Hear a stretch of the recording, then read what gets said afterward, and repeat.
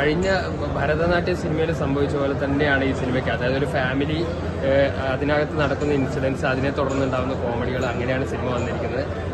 പിന്നെ കഴിഞ്ഞ പാർട്ടിലില്ലാത്ത പുതിയ ക്യാരക്ടേഴ്സ് വന്നിട്ടുണ്ട്. അതിലിപ്പോൾ സുരാജ് വെഞ്ഞാറമ്മൂട് വന്നിട്ടുണ്ട്, ജഗദീഷ് വന്നിട്ടുണ്ട്.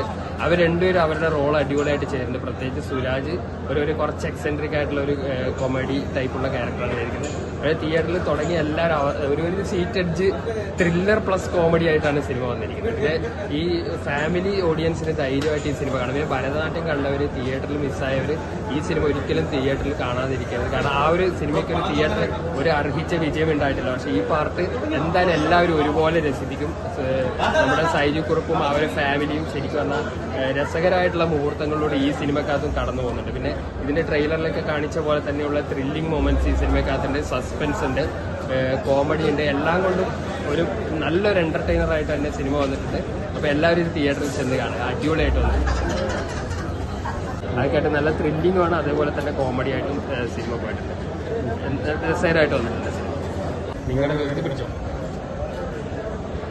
അണ്ണ, എങ്ങനെയുണ്ടായി? ഇപ്പോൾ ഭരതനാട്യത്തിന്റെ അതേ വൈബിലാണോ? അതേ വൈബിലാണ്. വേറെ ജോണ്ടറാണ്, ഡാർക്ക് ഹ്യൂമറാണ്, പിന്നെ ക്രൈം ത്രില്ലർ പറയാം. ഇതൊരു ലാഗ് അങ്ങനെയൊന്നുമില്ല, നല്ലൊരു എന്റർടൈനറാണ്. ഫസ്റ്റ് ഹാഫ് വരെ അടിപൊളിയായിട്ട് പോയത്. എങ്ങനെയുണ്ട് സൈജു കുറുപ്പ് ടീം? സൈജു കുറുപ്പ് കോമഡി ഉണ്ട്. എന്നാൽ ഭരതനാട്യത്തിൽ കോമഡിയാണ്, സാധാ കോമഡിയാണ്. ഇതൊരു ഡാർക്ക് ഹ്യൂമറാണ്.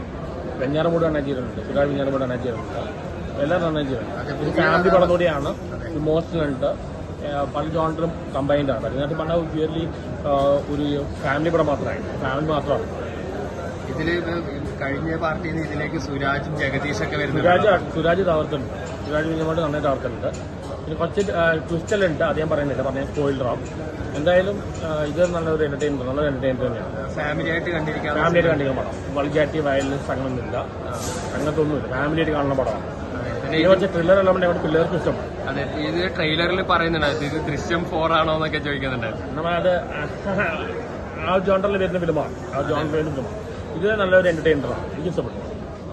ഒരു പക്കാ കോമഡി സിനിമയാണ്. കോമഡി മാത്രമല്ല, ഒരു ഡാർക്ക് ഹ്യൂമറാണ്, സാധാ ഹ്യൂമറല്ല, ഡാർക്ക് ഹ്യൂമറാണ്, ത്രില്ലറാണ്, ഒരു ക്രൈം ത്രില്ലർ, അങ്ങനെയുള്ള എല്ലാം കൊണ്ടുള്ള പല ജോണ്ടറും. ഫാമിലിയാണ്, ഇമോഷണലാണ്, എല്ലാം ഉണ്ട്.